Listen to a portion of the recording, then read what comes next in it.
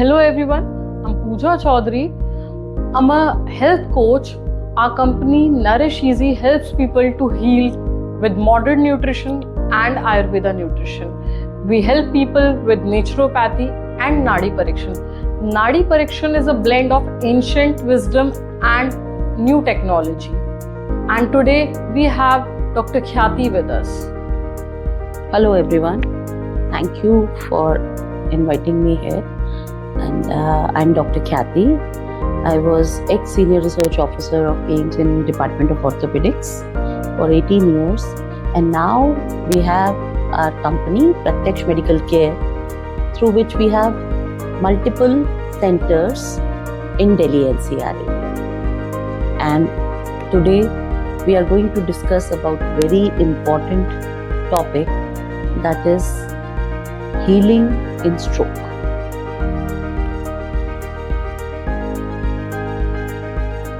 Stroke के बाद ना ही सिर्फ फैमिलीज इफेक्ट होती हैं, बट जिसको स्ट्रोक आया होता है उसका पूरा का पूरा कॉन्फिडेंस लेवल, उसकी एनर्जी, उसका जितना भी मनोबल होता है सब टूट जाता है.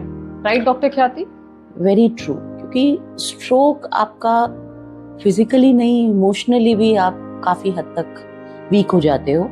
फिजिकली तो आप डिपेंडेंट हो जाते हो because there is a movement loss. आप छोटे से छोटा काम और बड़े से बड़ा काम करने में असमर्थ महसूस करते हैं. Emotionally definitely you feel weak. जब जब आपको स्ट्रोक आता है तो आपका जो वात है वो बहुत ज्यादा इम्बैलेंस हो जाता है. ख्याति मैम, इंडिया में बहुत सारे लोग एक चीज को और इग्नोर करते हैं. किसी भी हीलिंग प्रोसेस के लिए बहुत जरूरी है एक कामनेस. आजकल लोगों की एंजाइटी बहुत ज्यादा उनको इफेक्ट कर रही है. फॉर एग्जांपल, लोगों का स्ट्रेसफुल जो एक हमारा जो कल्चर हो गया डे टू डे लाइफ में, वी आर रनिंग एक्चुअली, तो this effects a lot.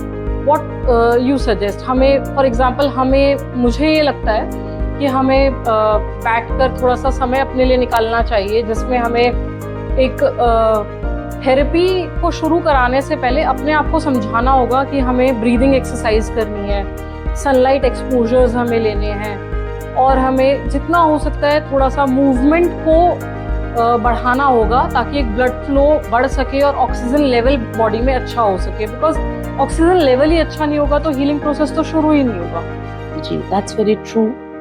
In the sense patient का हील होने में एक बहुत इम्पॉर्टेंट फैक्टर होता है उसका मोटिवेशन लेवल, उसकी mental health. Right.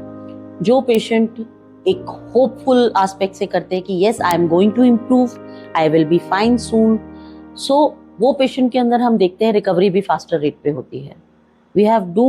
We have already done these things in many researches also.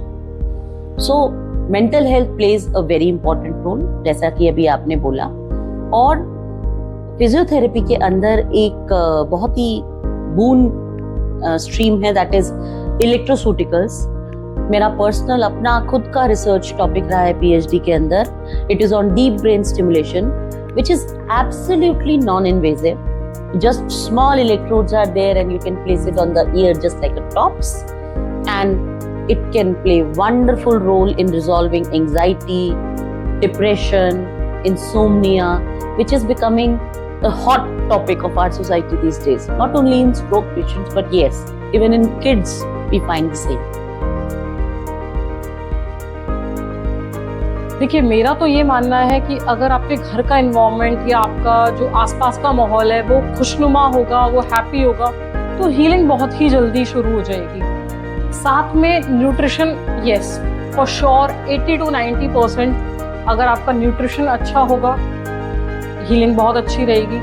इसी के साथ साथ आज मैं चाहूँगी कि डॉक्टर ख्याति, अगर आपके पास कोई ऐसा केस आया हो कभी जिसमें हीलिंग प्रोसेस बहुत अच्छा, पेशेंट ने आपके साथ मेहनत उतनी की हो, वो आप हमारे साथ जरूर शेयर करें.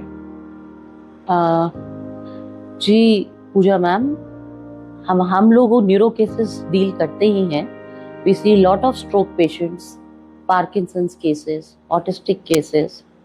सो एक स्टोरी मैं आप लोगों के साथ शेयर करना चाहूँगी ऑन द कंक्लूडिंग नोट. एक पेशेंट है हमारे He came to us for the physiotherapy treatment only from Amritsar. And जब वो हमारे पास आए तो वो इस हालत में भी नहीं थे कि वो अपने हाथ से अपना हाथ कंधा ऊपर भी लेकर आ पाए. But after vigorous physiotherapy and taking good nutrition, अब after 3 months he is in a state, वो बिल्कुल भी किसी के ऊपर डिपेंडेंट नहीं है, completely functional है. And the biggest achievement is वो सिक है तो वो अपना टर्बन भी अपने हाथ से खुद बांधते हैं. That's very great. And I'm really grateful to God and thanks कि God has given us insight to treat him, and that was seriously. We were into tears after seeing him so healthy and functional. Right. Actually, I would love to share a thought on this. I would not share a story like ma'am, but yes, एक thought मैं आपको बताती हूँ. एक बहुत ही old lady थी, उन्होंने मुझे एक चीज बोली थी कभी बहुत सालों पहले कि आपका शरीर कैसा है ये आपकी किचन से पता चलता है. Everything belongs to your kitchen. Either अगर आपका गुड स्टेट है वो भी और आपका बैड स्टेट है वो भी. क्या होता है, हमें कभी भी ना पेट भरने के लिए खाना नहीं खाना. After the stroke we have to think of healing too. हमें हमेशा हाइड्रेटेड रहना चाहिए. हमें ऐसा खाना खाना चाहिए जो इजी टू डाइजेस्टेबल हो. फॉर एग्जाम्पल मूंग दाल खिचड़ी जी बहुत ही आसानी से डाइजेस्ट हो सकती है. हाइड्रेशन के लिए हम लोग कोकोनट वाटर यूज कर सकते हैं. हमें जंक फूड, स्पाइसी फूड ये सब बिल्कुल अवॉइड करना शुरू करना चाहिए. स्पेशली बहुत ज्यादा तला भुना हम ना खाएं. हमें अपने खाने में घी जरूर ऐड करना है क्योंकि वो हमें एनर्जी देता है, but it should be in a moderation. बहुत ज्यादा ऑयली फूड हमें नहीं खाना होगा.